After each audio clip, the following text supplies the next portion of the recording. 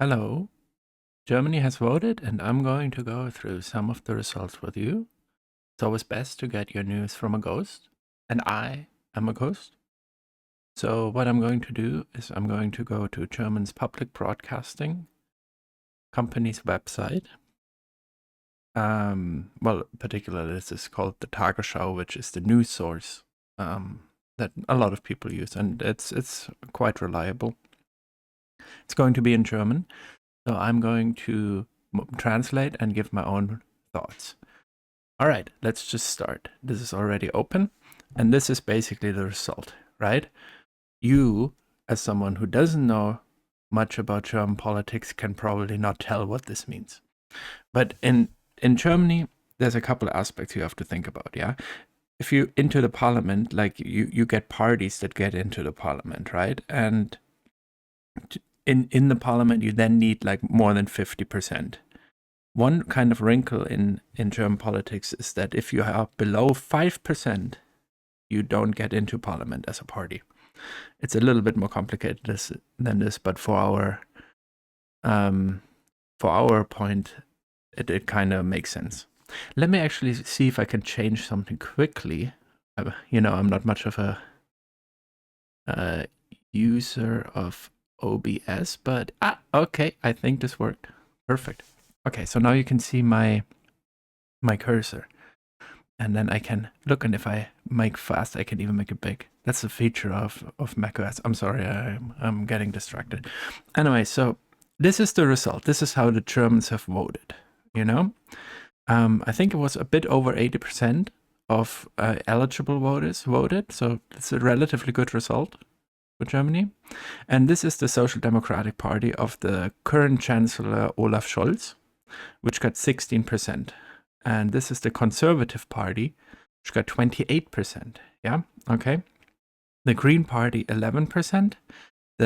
It's kind of a libertarian party. It was, from my point of view, they were the problem in the last parliament, and they got 4.4%, which means that they won't be in the next parliament, which I am happy with. That's what I was hoping for.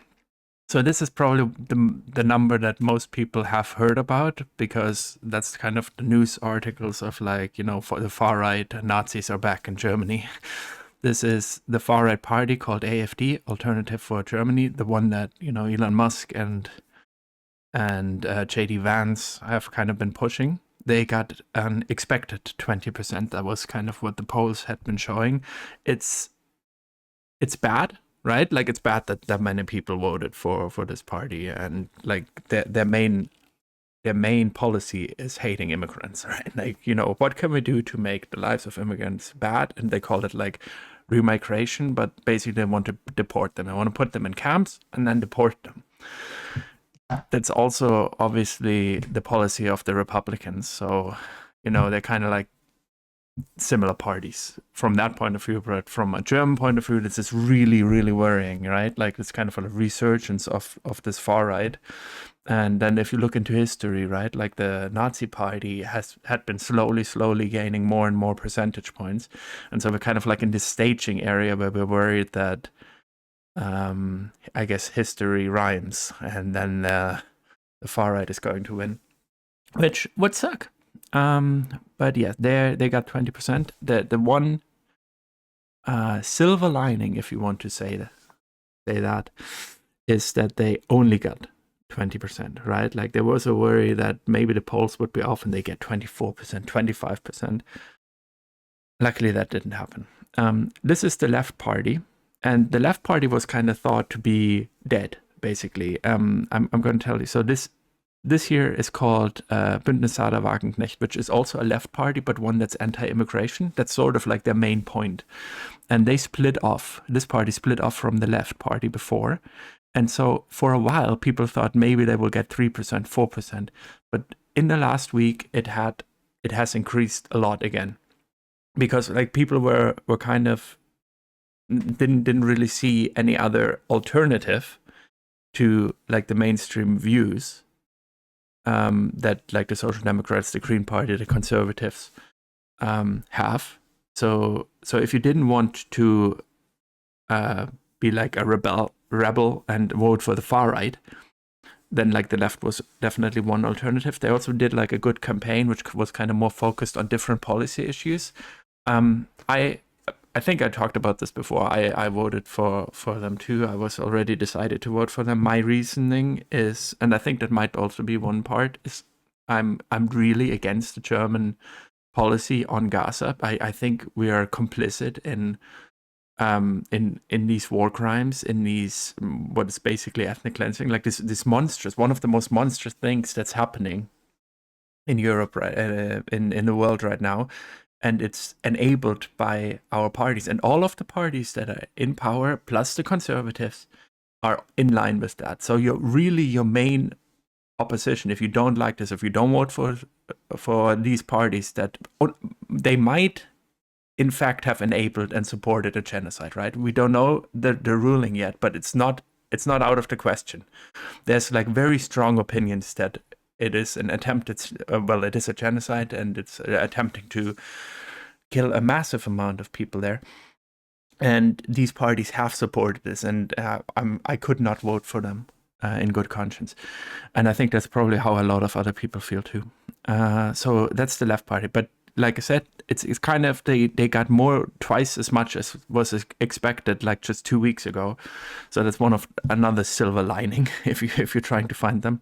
And then here this left party, and from my wishes, I wasn't sure if I wanted them to be in or not. Like it kind of complicates a lot of the political landscape if they are in, but they are at least somewhat of a left party in a lot of their policies. They just also hate immigrants. The thing is, all of these parties hate immigrants, right? Like the only one that like really actively is against it is the left, right? The Greens, they don't hate them as much, but like everyone else is basically like, yeah, maybe we should stop having asylum. You know, that I don't remember why that was implemented. I feel like there was something in Germany about 80 years ago, and then after that we decided that we need asylum. But I think let's forget about this and let's just stop with asylum, right? Like let's just not let refugees come here. I'm of course like making a joke of this, but like it's basically people have not learned anything from the Holocaust, is my point, right? Like it's sickening. Yeah. So anyways, I wasn't sure if it was good if they were in or not, but it looks like they're probably not going to be in. And then there were other parties, 4.6%. And so now let me see if I can what this one says. No, this one is not as relevant. I'll show you that in a second. I think the more relevant one is this small one here. Let me just quickly see if I can get to that. Yeah, one point I wanted to make is, like, even though I'm very happy this party didn't get into the parliament, generally I think it's incredibly undemocratic. You have to think about this: 4.4% plus 4.9 plus 4.6, so about 14% of German voters that decided to vote are not going to be represented in parliament. Like 14%, and it could have been more. Like it's just this 5% hurdle, as we call it, is incredibly undemocratic, in my opinion. I think we shouldn't have a hurdle at all. I think if a party gets one seat, like gets enough support for one seat, they should be allowed to have this one seat. That's how it is in the EU, I think. Another thing people have been talking about is maybe having a 3% hurdle. That would be better, at least. But yeah, this 5% is just kind of, it's very undemocratic. Generally, I think the German system is relatively democratic, but this is bad. Okay, so let's quickly see if we can find this one. Okay, yeah, I mean, so they're showing these two. Oh, okay, all right. This is just compared to the last election. The Social Democrats lost. Okay, this hover thing is pretty annoying, isn't it? Huh? Yeah, I should probably have thought about that. Maybe it's good for accessibility. Anyway, so the SPD, the Social Democrats, lost almost 10%, well, 9%, and the Conservatives won 4%. The Green Party, wow. The Green Party lost 3%, the Libertarians lost 7%, and that's why they're not in the parliament.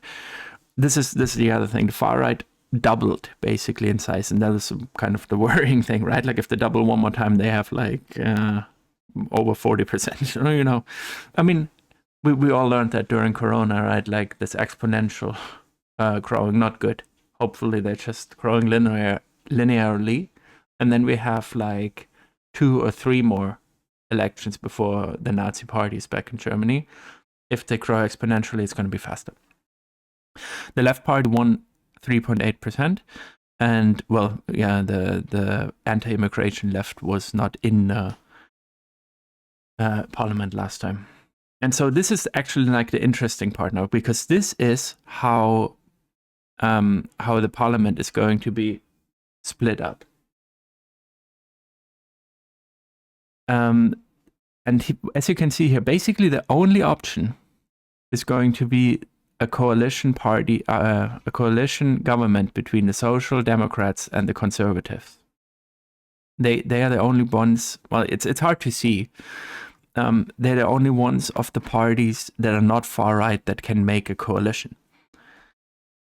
And before the election, all of these parties, the Conservatives, the Green Party, the Social Democrats, the Left Party, said that they preclude, or they absolutely will not make a coalition with the far right, because they do not see them as a democratic party. So in the sense, it's like, this is a discussion in Germany, right?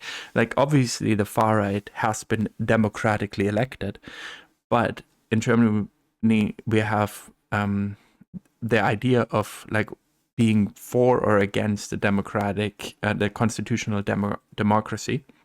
And what they are saying is that they are not in line with our constitution, and that's why we would not make a coalition with them. Of course, they can also decide whatever coalition. They can always say they don't want to make a coalition, right? But they're kind of giving this example as like this is not a democratic party. This is a party that goes against the constitution, and this is like a feature of German democracy since the war, because, well, we didn't want to have the Nazis to come back.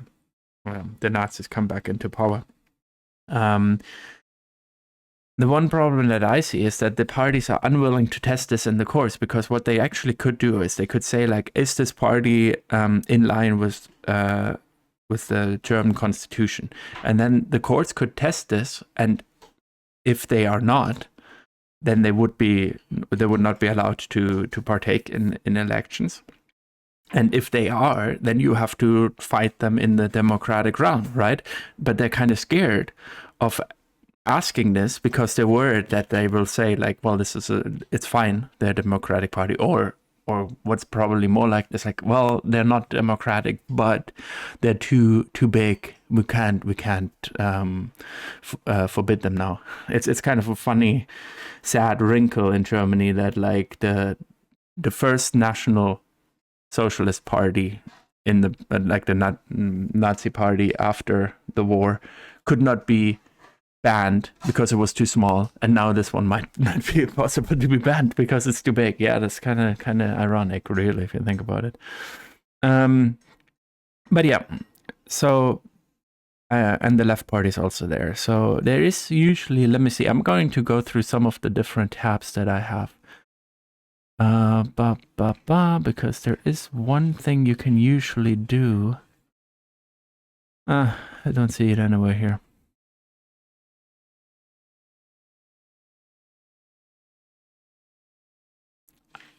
That's a little bit annoying, because usually you're able to make like a coalition calculator. But like basically what I explained is the reality of it. It's just the only real feasible options are Social Democratic and Conservative Party coalition. And I mean, before the election, I was kind of thinking it would be better from my political point of view that the Conservatives and the Green Party make a coalition, because the Green Party would like bring in some of the environmental factors, and then the Social Democratic Party could, in the opposition, become like more formidable and like fight for actual labor rights that we need, which I guess is now what the left party is probably, hopefully, going to do. But it might be okay this way too. I mean, this is terrible, right? Like, it's a terrible result on an absolute scale.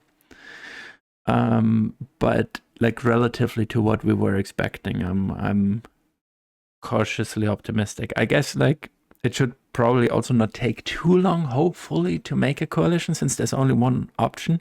And I'm hoping that the Social Democrats have like a decent hand and can get like some what do you say? That the Conservatives will give up some of their stronger policy points in these negotiations. It's a hope, but we don't know for sure, obviously. And this is the kind of the situation we have right now.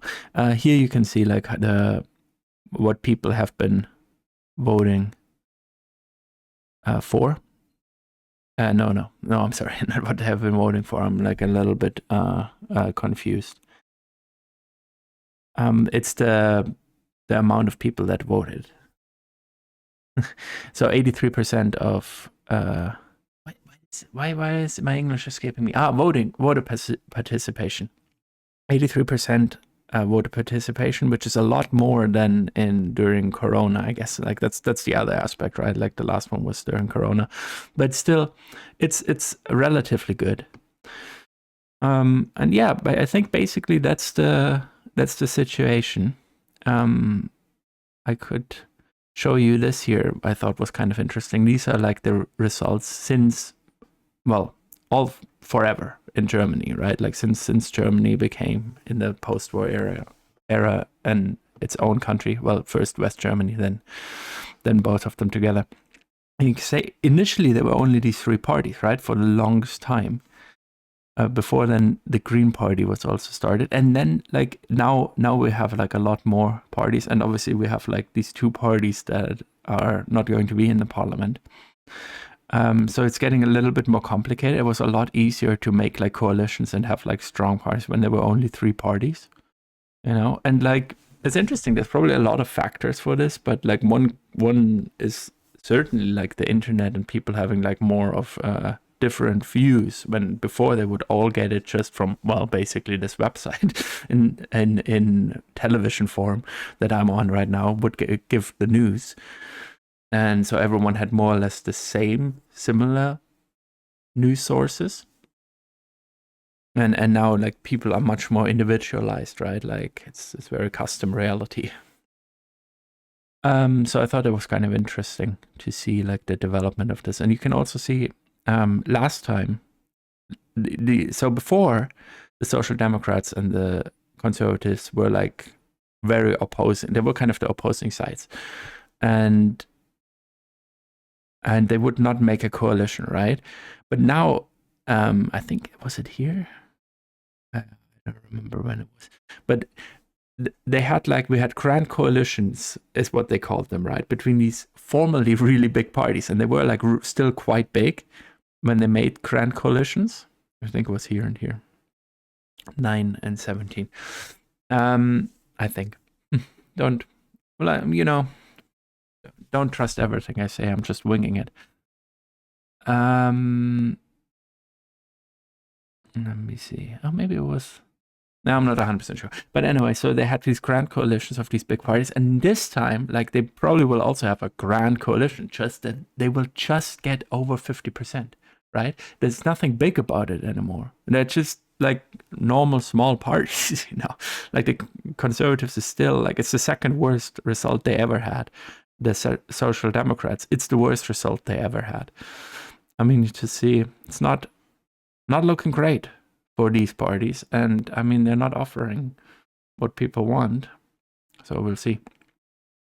The other thing that is always discussed in Germany is the debt break. How we have like this lack of investment because we're really saving a lot of, we're looking to have our debt ratio really low, like worldwide incredibly low, and the hope is that this might. So the debt break is probably not going to be changed because that needs like more than 2/3 of in the parliament, and that's unlikely to happen. It would be the left would also have to vote for it. The Greens would also have to vote for it. I mean, it's not impossible, I guess. I don't know, but I don't really see it happening. But at least like within the confines of this debt break,